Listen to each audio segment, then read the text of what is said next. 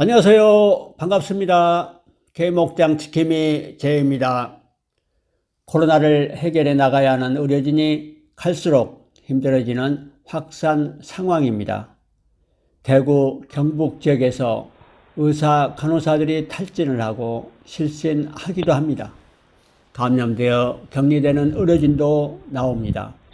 한 보건소에서는 간호사가 코로나 확진 판정을 받아 공중보건소 등 10여 명 의료진이 격리되었습니다. 한 병원에서는 더 이상은 감당을 못하겠다며 간호사들이 집단 사표까지 냈습니다. 이 어려운 재난 시기에 우리가 기억하는 몇 개의 재난 영화들을 뒤돌아보게 됩니다. 많은 재난 영화들은 위기 상황을 타개하기 위해서 인간적인 해법을 제시했습니다. 1957년에 개봉되었던 제7의 봉인이라는 영화는 고전적인 영화로서 흑사병이 휩쓸었던 중세 유럽을 배경으로 허무한 죽음과 신의 침묵에 대한 고민 끝에 따뜻한 사랑과 믿음, 구원의 희망을 찾아냅니다. 14세기 중엽 한 기사가 십자군 전쟁터로 나섰다가 10년 만에 고국으로 돌아옵니다. 그러나 패스트가 온 나라를 휩쓸어 나라가 황폐되어 있었습니다. 고향으로 돌아가는 여정에서 기사는 죽음의 사자의 방문을 받습니다. 기사는 죽음을 늦추기 위해서 체스 게임을 제안했고 사자는 이에 동의합니다. 승산이 없는 대계에서 기사가 원한 것은 게임이 진행되는 동안 신의 존재와 구원에 대한 확신을 얻는 것이었지만 그 어디를 찾아보아도 죽음만이 보일 뿐 구원은 찾지 못합니다. 그러던 중에 기사는 어느 광대 부부와 그들의 아기를 만나서 충만한 평화를 느끼게 됩니다. 그리고 그들을 지키기 위해 동행을 자처하며 기사는 길을 떠나게 됩니다. 1974년에 개봉되었던 타워링이라는 영화가 있습니다. 세계에서 제일 높은 135층 빌딩에서 일어난 화재 사건으로 인한 대참사를 다루고 있습니다. 자신의 생명을 바쳐서 남의 생명을 구하는 전 세계 소방대원들에게 바치는 영화이기도 합니다. 초고층 빌딩임에도 규격 미달 전기 배선 때문에 81층에서 화재가 일어나고 번지기 시작합니다. 건물은 붕괴 위기에 처합니다.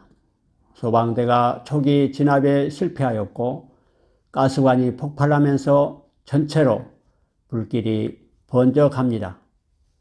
계단이 내려앉고 엘리베이터도 중지되면서 연회장에 있던 300여 명 사람들이 오도 가도 못하게 됩니다.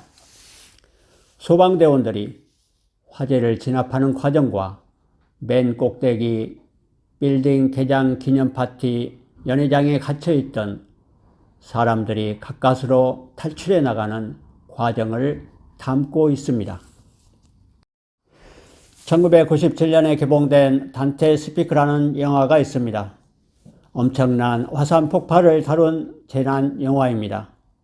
콜롬비아 화산의 폭발로 약혼녀를 잃은 화산학자 달턴 박사는 시리에 빠져서 자신의 삶의 회의를 느끼게 됩니다. 그런데 단테 스피크라는 도시를 둘러싸고 있는 화산의 폭발 가능성을 조사해 달라는 제의를 받게 되며 거절하지 못하고 달려갑니다. 조사에 착수한 달턴 박사는 이 휘화산이 곧 활동을 다시 일으킬 증거를 발견합니다. 폭발 위험을 경고하면서 대책을 주장하지만 단테 스피크 시위원회는 그의 경고를 무시합니다. 이어진 화산 폭발로 많은 시민들이 무방비로 휩쓸려가는 위기와 탈출이 시작됩니다. 1991년에 개봉된 분노의 역류란 영화가 있습니다. 소년 브라이언과 형 스티브는 아버지가 불과 싸우다가 살아나오지 못하고 사라지는 장면을 목격합니다. 그 이후 형은 아버지 뒤를 이어서 소방수의 삶을 선택합니다. 그렇지만 브라이언은 충격으로 소방관의 길을 포기한 뒤에 방황을 합니다.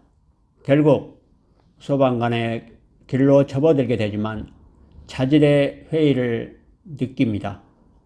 그러던 중 연속되는 방화 사건이 일어나는데 사람이 죽게 되는 공통점을 발견하게 되었고 소방당국과 시는 긴장을 합니다. 브라이언이 방화 담당 형사와 일을 하면서 사건의 실마리를 풀게 되었는데 범인은 바로 불을 무서워하는 사람이라는 것을 알아냅니다. 사건은 계속 터지고 형제 간의 갈등, 사람들 간의 갈등, 자신의 갈등을 겪어 나갑니다. 방화범의 죽음으로 사건은 종결이 되었고 브라이언은 불과 당당하게 맞서게 됩니다. 1992년에 개봉된 포세이돈 어드벤처라는 영화가 있습니다. 12월 31일 밤이 깊어가고 새해가 찾아오던 그 시각에 거대한 여객선 포세이돈호가 쓰나미에 맞아 거꾸로 뒤집혀 버립니다.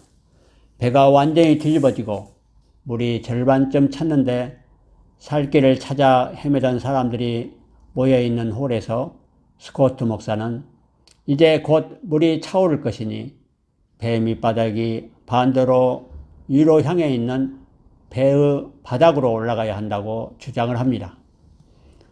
많은 사람들이 거부하였고 할 수 없이 소수 일행만 데리고 빠져나오게 됩니다. 이윽고 물이 들어차서 남았던 사람들은 다 죽게 됩니다.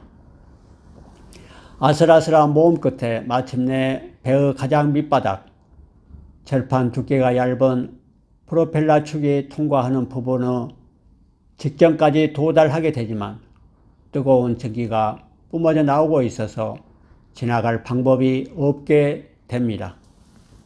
스코트 목사는 자신을 희생하여 전기 파이프를 잠근 다음에 떨어져서 죽어버립니다. 남은 일행들은 무사히 배의 밑바닥에 도착하게 되었고 마침내 구조대에 발견되어 살아나오게 됩니다. 1998년에 개봉된 아마겟돈이란 영화도 있습니다.